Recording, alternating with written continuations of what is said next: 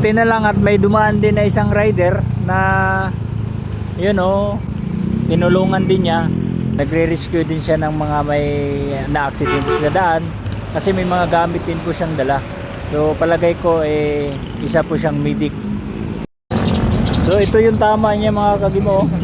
Dito siya tumama sa apakan. Buti na lang yung pasahero na bumaba hindi pa siya nakababa.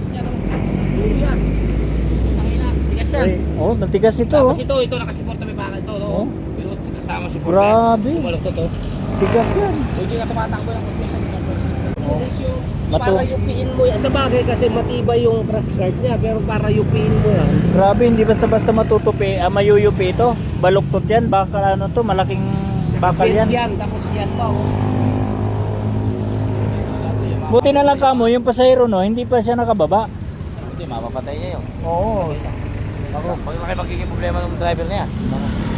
Ito naman yung kanyang motor. Ang nawasak yung tampalodo.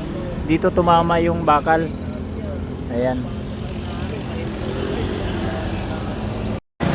So ayan na po, dumating na po ang ambulance ng Antipolo. Ayan, isasakay na rin na yan si kuya. Dadali na yan sa hospital.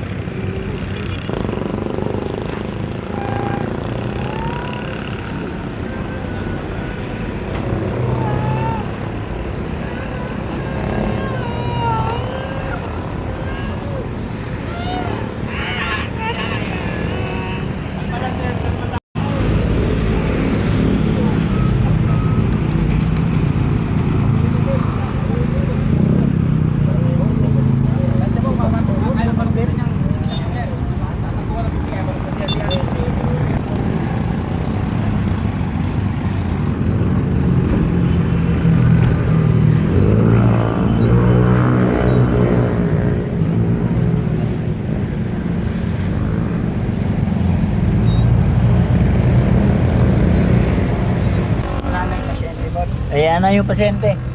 Nakasakay na. So ayan, shout out po kay kuya nung nag-rescue.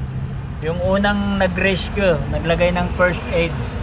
No, Driver lang ng motor yun, no? Driver ng tricycle. Tricycle. Ng inuman.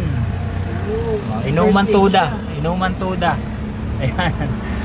Hindi ko nakuha yung pangalan. No, galing. Saka nalapatan agad niya ng unang lunas. Shout out sa iyo dyan. Maraming salamat. Pag-ingat po tayo mga ka-rider. Maging responsable sa harapan natin. Lalo na maulan-ulan, madulas ngayon ang daan. Kaya ingat po. God bless. Isipin natin na mayroon naghahantay na pamilya sa ating pag-uwi.